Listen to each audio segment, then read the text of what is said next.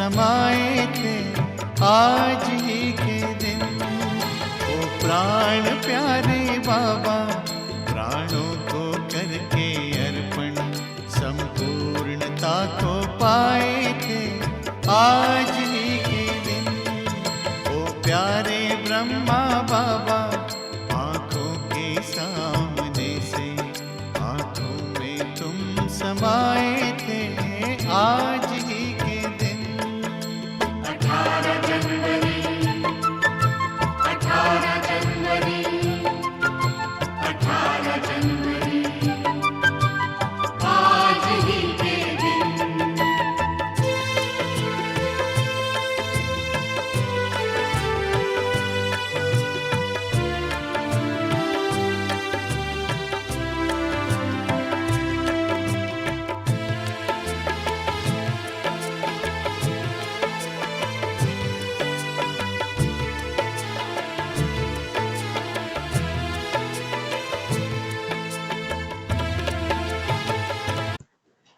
ओम शांति। आज व्यक्ति दिवस पर 18 जनवरी के बाबा के महावाक्य सुनेंगे। पिताश्री जी के पुण्य स्मृति दिवस पर सुनाने के लिए बाप दादा के मधुर महावाक्य। मीठे बच्चे, बाप की दिल अंदर बच्चों को सदा सुखी बनाने की फर्स्ट क्लास आश रहती है। बाप की दिल अंदर बच्चों को सदा सुखी बनाने की फर्स्ट क्लास आश रहती है। बाप यही चाहते हैं कि मेरे बच्चे लायक बन स्वर्ग के मालिक बने। ओम शांति।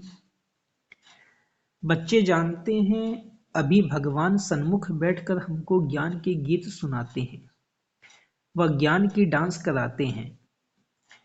इस ज्ञान डांस से तुम देवताओं मुआफिक सदा सुखी और हर्षित रहेंगे। भगवान को ही बेहद का बाप व विश्व का रचयिता कहा जाता है। आत्मा समझती है बाबा हमारे लिए स्वर्ग की सौगात लाए हैं, वही रचयिता है। स्वर्ग का मालिक बनाने के लिए राजयोग सिखाते हैं। कहते हैं बाप को और विश्व के मालिक पने को याद करो। बाप बेहद का मालिक है तो जरूर बेहद की बड़ी दुनिया ही रचेंगे। तुम बच्चों के लिए सारी विश्व ही घर है, अर्थात पार्ट बजाने का स्थान है। बेहद का बाप आकर के बेहद का विश्व अथवा घर बनाते हैं, वह है स्वर्ग। तो ऐसे बाप का बच्चों को कितना शुक्रिया मानना चाहिए। विश्व का रचता बाप डायरेक्ट समझा रहे हैं, हम तुमको विश्व का मालिक बनाने आया हूं, तो तुम्हारा स्वभाव बहुत फर्स्ट क्लास चाहिए। तुम्हारी चलन ऐसी होनी चाहिए जो सब कहें कि यह तो जैसे देवता हैं। देवताएं नामी ग्रामी हैं, कहते हैं इनका स्वभाव एकदम देवताई है, बिल्कुल मीठे शांत स्वभाव के हैं। तो ऐसे बच्चों को बाप भी देख खुश होते हैं। बाबा स्वर्ग का मालिक बनाने आते हैं तो तुम्हें कितना मददगार बनना चाहिए।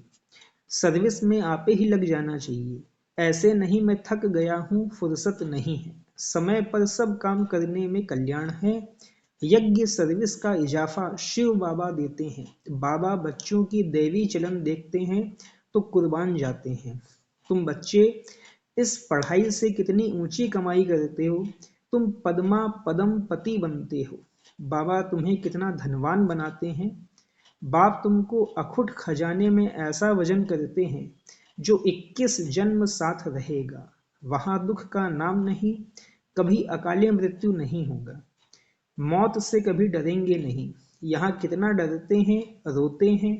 तुमको तो खुशी है यह पुराना शरीर छोड़ जाए, नई दुनिया में प्रिंस बनेंगे। तुम इस पुरानी दुनिया से ममत्व मिटाते रहो, इस देह को भी भूलते जाओ। हम आत्मा इंडिपेंडेंट हैं, बस एक बाप के सिवाय और किसी की याद ना आए। जीते जी जैसे कि मौत की अवस्था में रहना है। इस दुनिया से मर गए, कहते भी है ना, आप मुए मर गई दुनिया। शरीर के भान को उड़ाते रहो, एकांत में बैठ यह अभ्यास करो। बाबा बस अभी हम आपकी गोद में आए कि आए। एक की याद में शरीर का अंत हो, इसको कहा जाता है एकांत।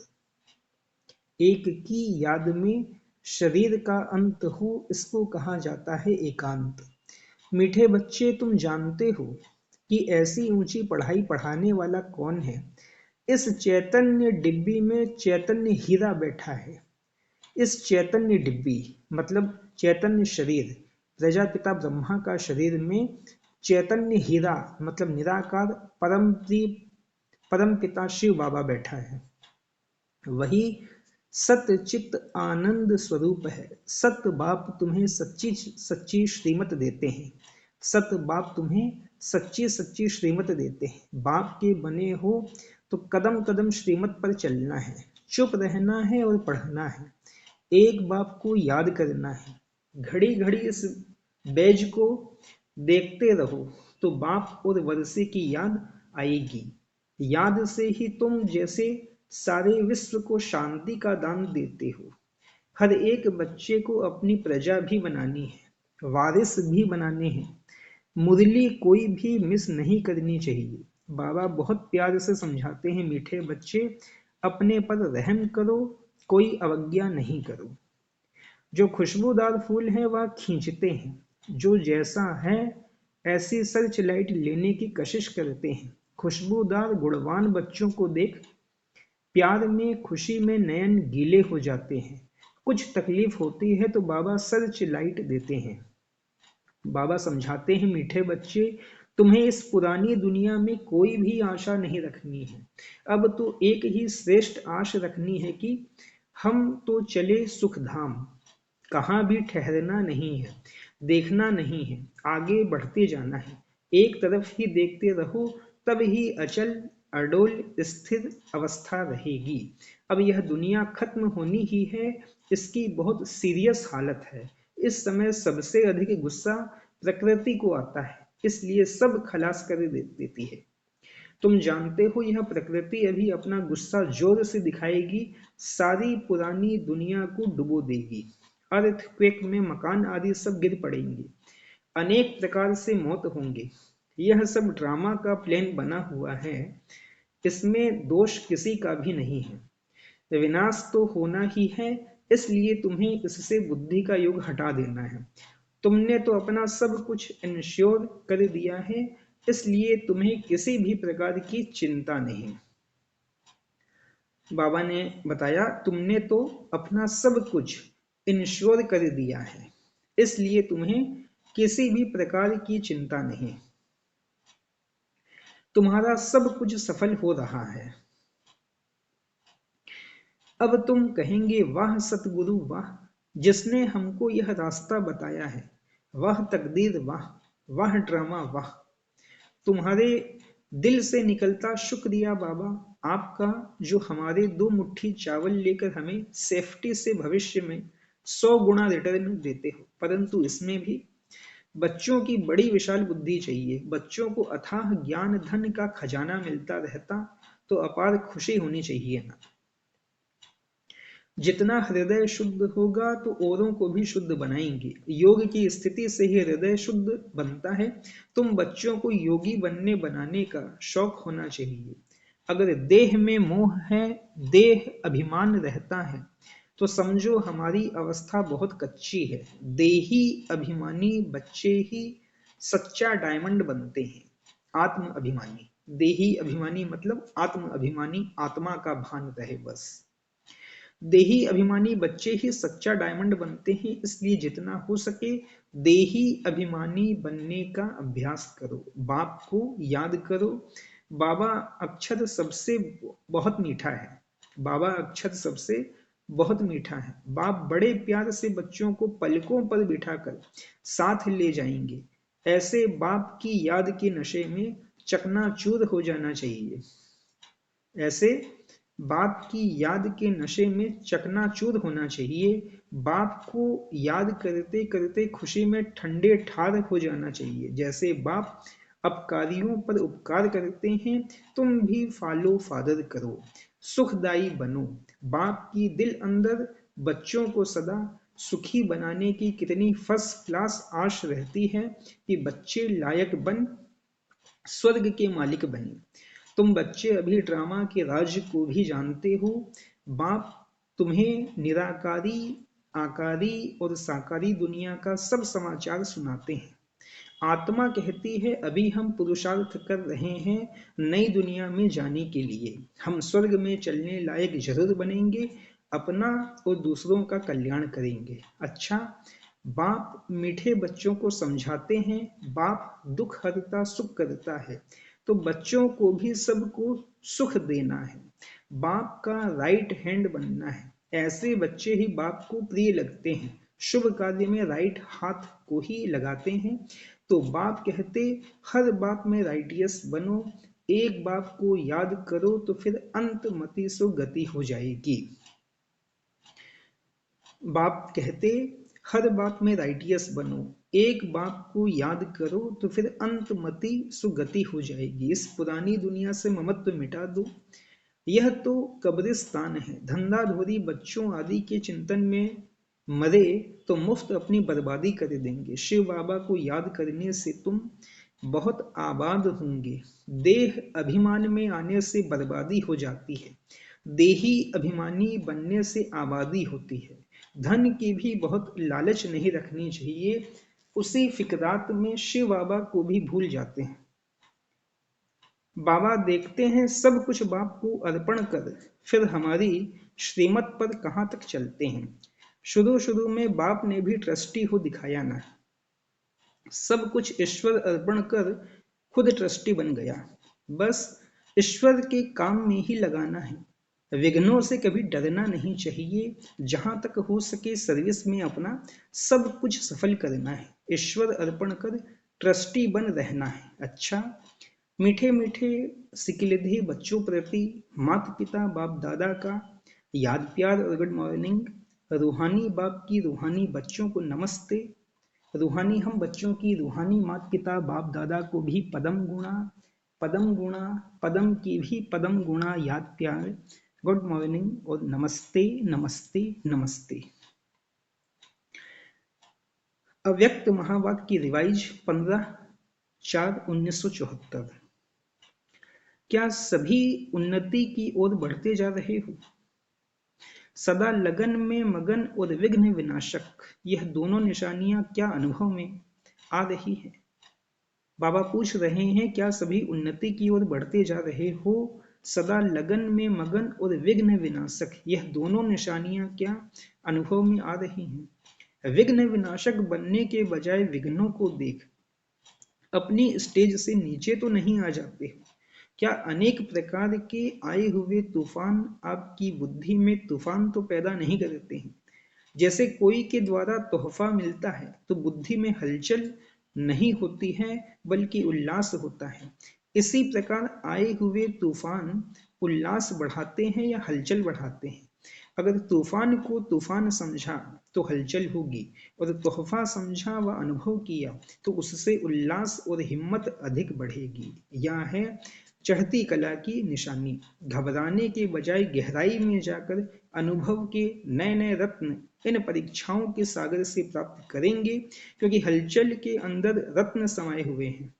ऊपर ऊपर से अर्थात बाह्य मुक्ता की दृष्टि और बुद्धि द्वारा देखने से हलचल दिखाई देगी अथवा अनुभव होगी, लेकिन उसी आई हुई बातों को अंतर्मुखी दृष्टि व बुद्धि से देखने से अनेक प्रकार के ज्ञान रत्न अर्थात पॉइंट्स प्राप्त होंगी।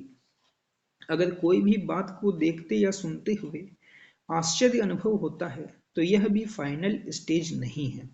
ऐसा तो होना नहीं चाहिए। ड्रामा के होने पर अगर ऐसा भी संकल्प उत्पन्न होता है तो इसको भी अंश मात्र की हलचल का रूप कहेंगे। अब तक भी क्यों क्या का क्वेश्चन अगर उठता है तो इसका अर्थ है हलचल। जितना विघ्न आना आवश्यक है उतना विघ्न विनाशक स्थिति में रहना, यही हर्षित रहने का साधन है। नथिंग न्यू, यह है फाइनल स्टेज। यदि कोई भी हलचल का कर्तव्य करते हो व पार्ट बजाते हो तो सागर समान ऊपर से हलचल भले ही दिखाई दे रही हो, अर्थात चाहे कर्मेंद्रियों की हलचल में आ रहे हो, लेकिन स्थिति नथिंग न्यू की हो, एकाग्र, एक रस, एकांत अर्थात एक रचयिता और रचना के अंत को जानने वाले त्रिकालदर्शी की स्टेज पर आराम से शांति की स्टेज पर स्थित हैं, या कर्मेंद्रियों की हलचल आंतरिक स्टेज को भी हिला देती है। जब स्थूल सागर दोनों ही रूप दिखाता है तो क्या मास्टर ज्ञान सागर ऐसा रूप नहीं दिखा सकते?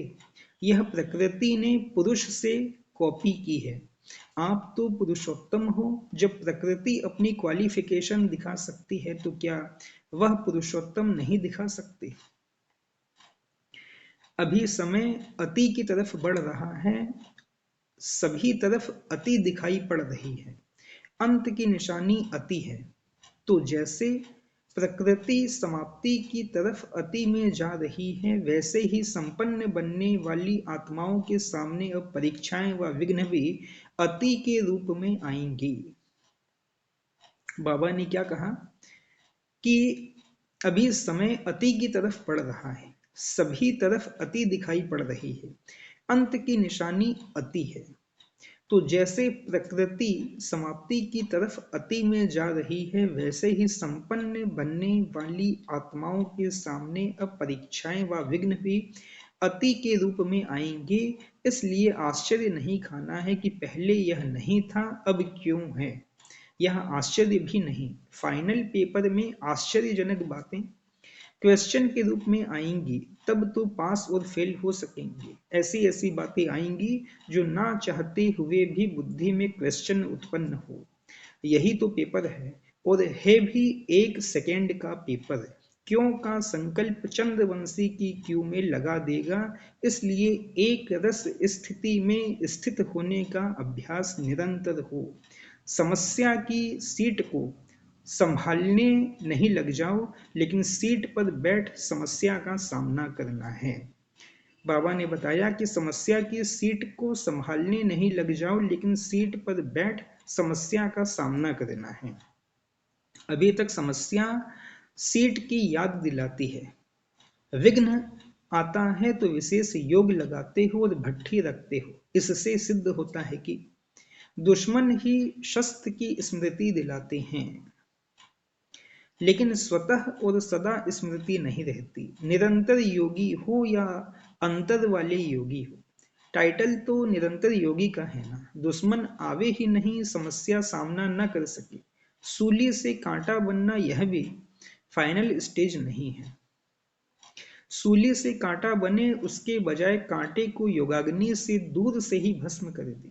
कांटा लगे और फिर निकालो, यह फाइनल स्टेज नहीं है। कांटे को अपने संपूर्ण स्टेज से समाप्त कर देना, यह है फाइनल स्टेज। ऐसा लक्ष्य रखते हुए अपनी स्टेज को आगे चढ़ती कला की तरफ बढ़ाते चलो।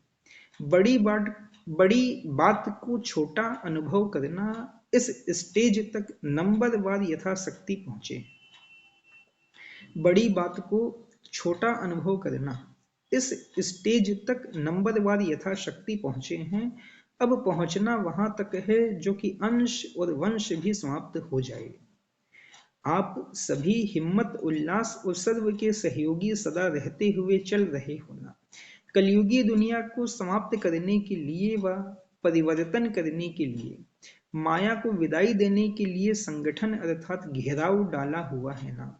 मजबूत घेराव डाला हुआ है, या बीच बीच में कोई ढीले हो जाते हैं अथवा थक जाते, या चलते चलते रुक जाते हैं। न आगे बढ़ना न पीछे हटना, जैसे कि वैसे रहना, यह पाठ तो पक्का नहीं करते हो। समय धक्का लगाएगा तो चल पड़ेंगे, ऐसा सोचकर जहां के तहां रुक तो नहीं गए हो। किसी प्रकार के सहारे का इंतजार करते हुए खड़े तो नहीं हो गए हो। ऐसी स्टेज वालों को क्या कहेंगे? क्या इसको ही अंगद की स्टेज समझते हो? अगर ऐसे रुक गए तो फिर लास्ट वाले फास्ट चले जाएंगे।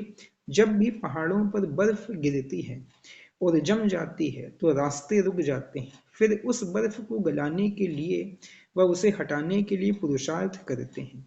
यहाँ भी अगर बर्फ के मुआफिक जम जाते हो तो इससे सिद्ध होता है कि योग अग्नि की कमी है। योग अग्नि को तेज करो तो रास्ता क्लियर हो जाएगा। मिली हुई हिम्मत और उल्लास के पॉइंट्स बुद्धि में दौड़ाओ तो रास्ता क्लियर हो जाएगा। मिली हुई हिम्मत और उल्लास के पॉइंट्स बुद्धि में दौड़ाओ तो रास्ता क्लियर हो जाएगा। पुरुषार्थ की गति में अंगद बनो, माया से हार खाने में अंगद नहीं बनो, बल्कि विजयी बनने के लिए अंगद बनो। अच्छा, ऊंचते ऊंच बाप द्वारा पालना लेने वाले, विश्व की पालना करने वाले विष्णु कुल की श्रेष्ठ आत्माएं, प्रकृति को परिवर्तन करने वाली पुरुषोत्तम आत्माएं, विश्व के आगे साक्षात मूर्त प्रसिद्ध होने वाली आत्माएं, योगी तू आत्माओं के प्रति बाप दादा का याद प्यार और गुड मॉर्निंग। हम रूहानी बच्चों का भी रूहानी माता पिता बाप दादा को पदम गुणा पदम गुणा पदम गुणा शुक्रिया शुक्रिया शुक्रिया बाबा। वरदान, सेवा में रहते संपूर्णता के समीपता की अनुभूति करने वाले ब्रह्मा बाप समान एग्जाम्पल भव। सेवा में रहते संपूर्णता के समीपता की अनुभूति करने वाले ब्रह्मा बाप समान एग्जाम्पल भव। जैसे ब्रह्मा बाप सेवा में रहते, समाचार सुनते, एकांतवासी बन जाते थे। 1 घंटे के समाचार को 5 मिनट में सार समझ बच्चों को खुश करके अपनी अंतर्मुखी एकांतवासी स्थिति का अनुभव करा देते थे। ऐसे फॉलो फादर करो। ब्रह्मा बाप ने कभी नहीं कहा कि मैं बहुत बिजी हूं, लेकिन बच्चों के आगे एग्जाम्पल बने। ऐसे समय प्रमाण अभी इस अभ्यास की आवश्यकता है। दिल की लगन हो तो समय निकल आएगा और अनेकों के लिए एग्जाम्पल बन जाएंगे। स्लोगन, हर कर्म में कर्म और योग का अनुभव होना ही कर्म योग है। हर कर्म में कर्म और योग का अनुभव होना ही कर्म योग है। व्यक्ति साइलेंस द्वारा डबल लाइट फरिश्ता स्थिति का अनुभव करो। आज 18 जनवरी की पॉइंट है, सदा यही लक्ष्य याद रहे कि हमें बाप समान बनना है। तो जैसे बाप लाइट है वैसे डबल लाइट। औरों को देखते हो तो कमजोर होते हो, इसलिए सी फादर फॉलो फादर करो। उड़ती कला का श्रेष्ठ साधन सिर्फ एक शब्द है, सब कुछ तेरा। मेरा शब्द बदल तेरा कर दो। तेरा हूं तो आत्मा लाइट है, और जब सब कुछ तेरा है तो लाइट हल्के बन गए। अच्छा, ओम शांति।